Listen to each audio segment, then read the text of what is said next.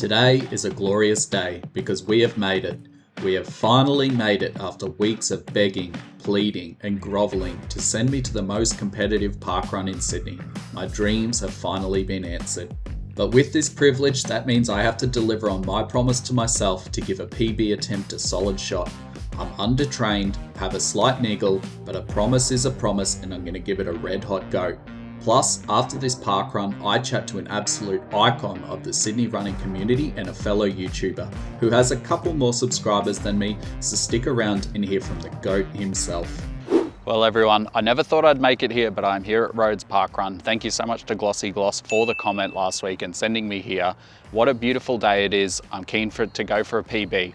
I'm feeling a little niggle, a little out of shape, but I'm gonna give it a red hot crack anyway. Let's go. Today I'm gonna be recording with the head cam, so apologies if the video is not quite as good quality as it usually is. I really need to squeeze out every extra second I can on this PB attempt. I've even got the carbon shoes on for this one, and they tear my legs up. I need to have every advantage I can on this run. Rhodes Parkrun has been hanging over this challenge for months. Every week I'd finish a parkrun and remind everyone that Rhodes was still sitting there waiting for me. Every week I'd get ignored and sent somewhere else. So by the time I finally arrived here, I'd built this place up so much in my head that I am expecting the running equivalent of Disneyland. And to be fair, the course does make a pretty good first impression. Rhodes is a flat out and back course with a loop at the beginning that starts in Bicentennial Park before heading along the waterfront towards Rhodes Point. It's one of the flattest courses in Sydney and has become the go-to recommendation whenever somebody asks where they should go for a PB. What makes Rhodes so great is how well laid out the course is and how perfectly tuned for fast running it is. No complicated turns, no hills lurking around the corner to ruin your pace. You can just settle into a pace and run. The challenge here isn't the terrain, the challenge is managing yourself and your pace, because Rhodes has a way of convincing you that you're faster than you actually are. You look down at your watch and see a pace that's quicker than normal out of the start line. The course feels easy, the legs are fresh, and before you know it, you're 2 kilometers in and can't hold that pace. So don't do what I usually do and go out too fast. Even though it's just a 5k, pacing is key. The atmosphere doesn't help with reducing the adrenaline as well. There's fast runners everywhere. One thing Rhodes is known for is the size of the field and the quality of runners it attracts. You're constantly surrounded by people moving well and it naturally drags you along with them. The dangerous part is trying to work out whether you're running your pace or somebody else's. At one point, I got passed by a bloke who looked like he was in zone 2 and barely breaking a sweat. Meanwhile, I was already working harder than a democracy sausage barbecue on election day. The waterfront section is probably my favourite part of the course. The path opens up, you've got the water beside you, and for a few moments you can almost forget that you're running hard. Then the turnaround arrives, and that's where the real test begins. The first half of the course is optimism and enthusiasm. The second half is accountability.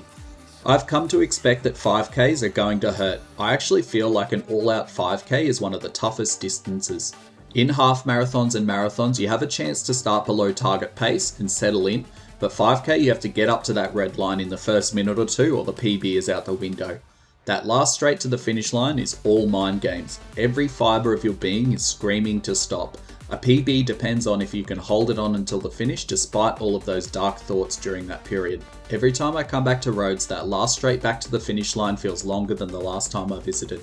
It took 110% of my effort to make it home today, but did I manage to get the PB? Just listen to me coming in through the finishing chute.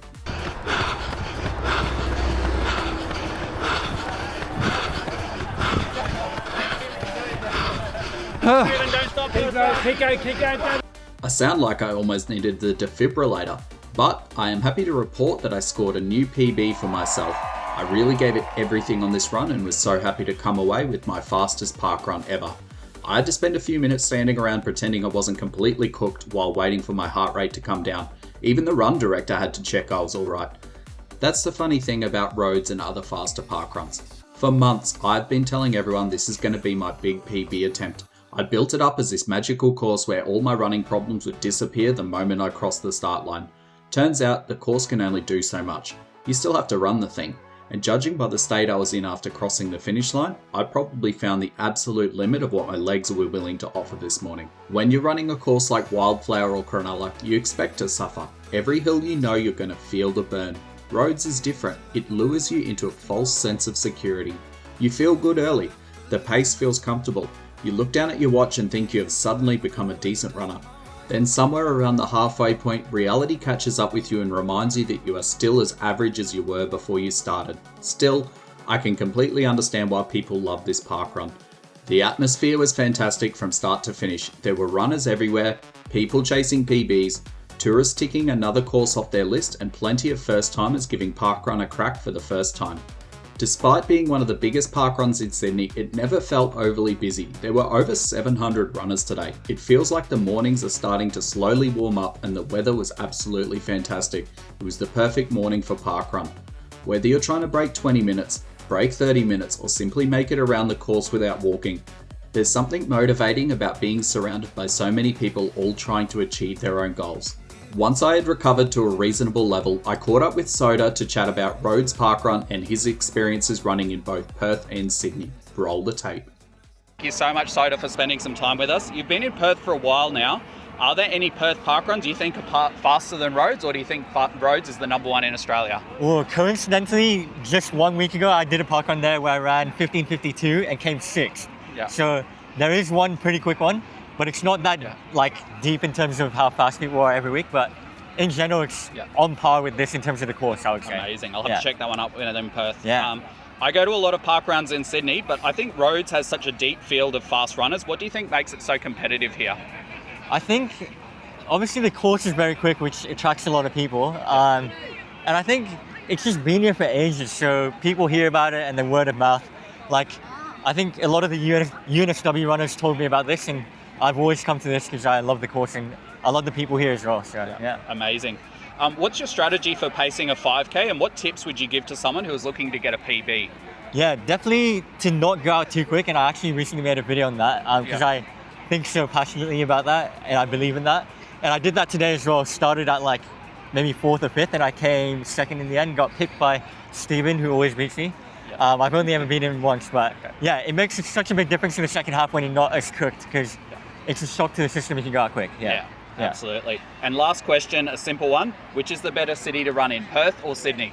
That's so tricky. But I'm going to keep it simple and say if you're a road runner, Perth.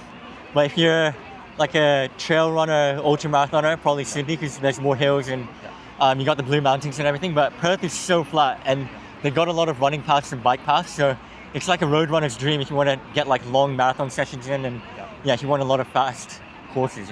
Awesome. Thank you so much, Sota. I'll link Sota's channel below. I'm sure all of my viewers already know Sota, but if there isn't anyone, make sure if you don't know Sota, check out his channel, and thank you so much for spending some time with me. Thank you so much. There's always a few people that don't know me, so I always appreciate more exposure. Thank you so much. Have a great day. Thanks so much to Sota for taking the time to have a chat with me. He is an absolute legend and a genuinely nice guy. There is a very good reason why this course has the reputation it does. If you're looking for a PB, Rhodes absolutely deserves to be at the top of your shortlist. The flat course, smooth paths, no hairpin turns, and a very large field of very fast runners creates almost perfect conditions for running quick times. But I think calling it a PB course undersells it, because there is more to Rhodes than just quick times. The waterfront setting is fantastic. The atmosphere is energetic. It's the most competitive parkrun in Sydney. The volunteers were absolutely amazing. And there's something genuinely motivating about being surrounded by so many runners all pushing themselves every Saturday. I had been here a couple of times before today and always had a fantastic time and loved coming out here to attempt to throw down the gauntlet and go for a fast parkrun time. Today was no different, as I put my old man's body on the line to get that elusive PB. I was very happy to grab that personal best today, but I don't think I have reached my ceiling yet. I think with some better quality training and improved diet, we can go even faster, and I'm hungry to do it again. There are a few fast parkruns left to go on this channel, so we will be going for PB attempt number 2 at some point. So hit subscribe and come along on the journey as we enter the second half of this challenge. So that is Rhodes completed. I love every time I come to Rhodes. It's flat, it's fast, it's competitive. If you're looking for a PB, this is the place to be. And I was lucky enough today to be able to get that PB. Honestly, I think the only reason I got a PB today was you guys. You keep me motivated, you keep me hungry to keep getting out there every week and do these parkrun videos, and I just want to thank you all so much for it. We're only 50% of the way through, so we've got plenty more parkruns to come. So if you're not subscribed, hit subscribe below, see where I go next week. Shout out to the people who came out today. Peter, who was out there on the course, James, who I met after, both absolute legends. Thank you so much for the support as well. Have a great week. I'll see you at the next parkrun, wherever that may be.